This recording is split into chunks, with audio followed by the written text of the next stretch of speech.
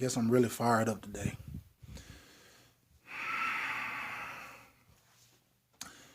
I'm sick of plastic patriots. I'm sick of people who think they are true patriots and think that the government is supposed to tell us what to do and supposed to have rules and regulation over our lives.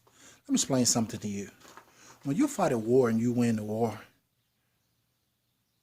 the winner, the victor, has to say so. Explain this to me, plastic patriots. Explain this, please. How are you free when people still have authority over your life? When the police can tell you what to do, a politician can tell you what to do. Hell, they still got people wearing masks. Seriously. I mean, come on. Just think about it. Just think. So you're telling me on April 19, 1775, those people told the government, hey, we're going to fight you guys for you guys can come back and tell us what to do. Is that what happened? Or did they say, we're going to rid ourselves of tyranny, we're going to rid ourselves of subjugation, and we're going to put government at the bottom of our feet, and we will be on top of the government, and they will go by what we say. Everything in that Bill of Rights is anti-government. The government can't do this. The government can't do that. There's nothing in that Bill of Rights that's supposed to restrict us. Let me explain something to you. A lot of y'all are not going to like this, you plastic patriots. But whatever the government have, you are supposed to have as an American. If the government has nukes, you're supposed to have nukes. Government have tanks, you're supposed to have tanks. Government was never supposed to outarm you. That was the whole purpose of it. Y'all don't understand that. I mean, just think. How can you fight a war and then just say, oh, we're going to give the power right back to the government? That makes no sense to the thinking person. The thinking person. That makes no sense. If you have two brain cells in your head. Explain that, please. How can the government regulate your speech? They can't. You can regulate their speech, though. See, this thing has been flipped upside down so long until people don't even understand what freedom is anymore. I don't think they can grasp what freedom is. They don't have the mindset to even grasp how free they are supposed to be. This country was founded on government supposed to be at the bottom of your feet. The government don't supposed to be tell us what to do. The government don't even supposed to have authorization to tell us, well, you got to get a license. You got to get a permit. How did that come about? That's just like the king. That's just like saying, hey, king, can I go hunt? Yeah, but you got to get my permission. Why? Because that's the king's land. So everything just goes back to the king now, huh? Y'all really don't get it. You plastic patriots. You fake patriots who think that somebody's still supposed to have authority over your life. Government was never supposed. This government wasn't supposed to be like this, you guys. I'm not a scholar, but I can look at common sense things and look and understand like something isn't right. Let me tell you something. Let me give you guys my story. Let me give you guys my story.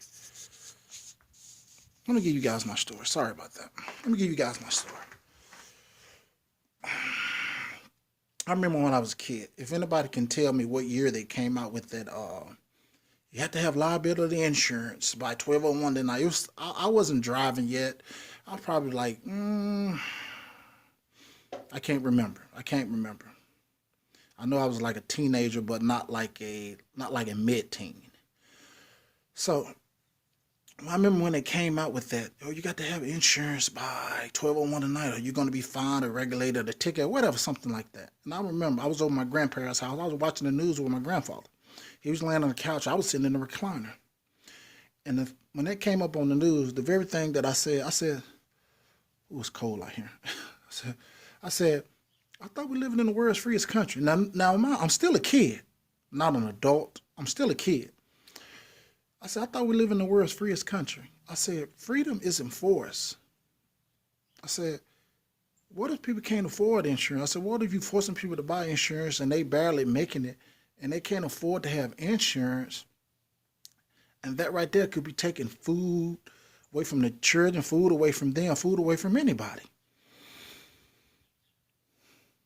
Right then, right there was my first stage of, I guess you can say, my awakening. The second one was, man, I remember when I was in college. I'm an inquisitive person. I ask questions. It's always good to question things, you guys. Remember that. It's always good to question things. Question, question, always question, question, question. Remember that, always question, always question.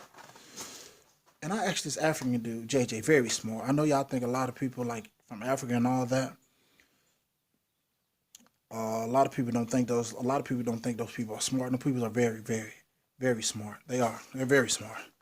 And from the third world countries, I have experienced more humility and more things from foreigners than I ever experienced from Americans.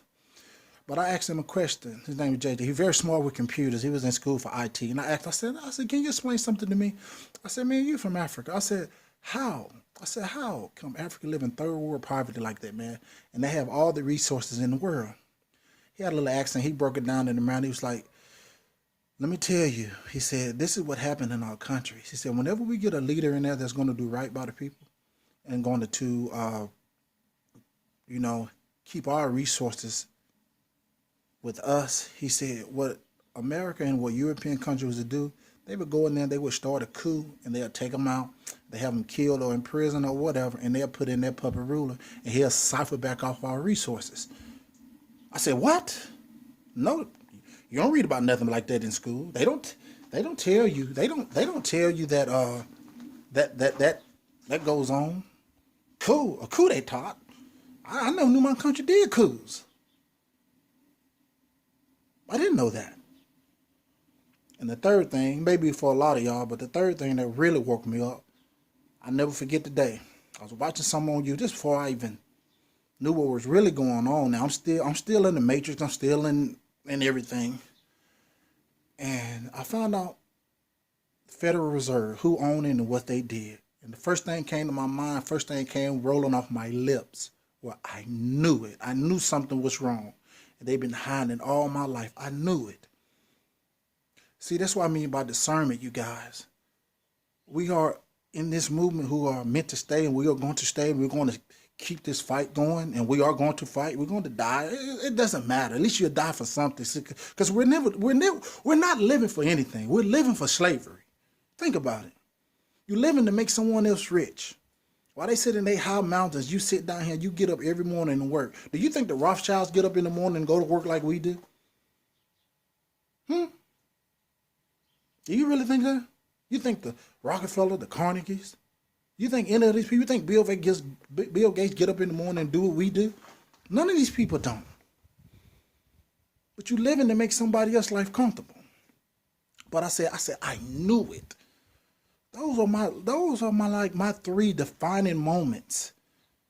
When I was a titty bopper, I guess then it came up when I was in college. I asked the African guy about what's wrong? Like, why is Africa like that? And he told me what happened about the coups. And the third one, I found out about the Rothschilds and about the Federal Reserve. Everything went down here. I went down the rabbit hole right there. So once when you understand things, man, you understand you've been lied to your whole life. You're frustrated, and you really find out like that was. I'm gonna tell you something, you guys. The Revolutionary War was not fought over price of tea tax. It wasn't. It wasn't. That's if you go back and you look up Benjamin Franklin's quote about that. Benjamin Franklin's quote was about more. Benjamin Franklin's quote was more on the realm. He talked about they caused a depression because the colonies they were printing their own money, but the king made the colonies go back and get money from the Bank of England and charge them interest. That's what they did. That is what they did. They made them get money from the Bank of England because it was called colonial scrips. What the colonies had, it was called colonial scrips. They had colonial scrips. So that was the main reason. Go back. If I can go back, I probably can't even post a quote, but if I can go back and find that quote, then I would. But that right there was the main reason. So all you plastic patriots out there who think I'm a good citizen, I don't even call myself citizen. Go look up what the word citizen really means. That's a different ordeal. But all you plastic patriots think you're a good citizen because you follow every order, every whim of the government. You're nothing but a patriot in disguise. And you make me sick to my stomach with your cowardice and with your mask of why the government does this and why the government does this and that. I don't care. I mean, it's just really gotten to the point that, you guys, let me tell you something. I'm going to leave it at this note because I'm getting really frustrated. All this crap we have done to other nations got to come back home to roost. All this crap we have stealing people natural resources in wars we have no business in, going across seas, killing people, has to come back home to roost. I know if you don't believe you reap what you sow, I don't care, but I'm telling you, all of what we have done to people, it has to come back here. Either we're going to pay for it in our lifetime or your kids going to pay for it in their lifetime. Just food for thought.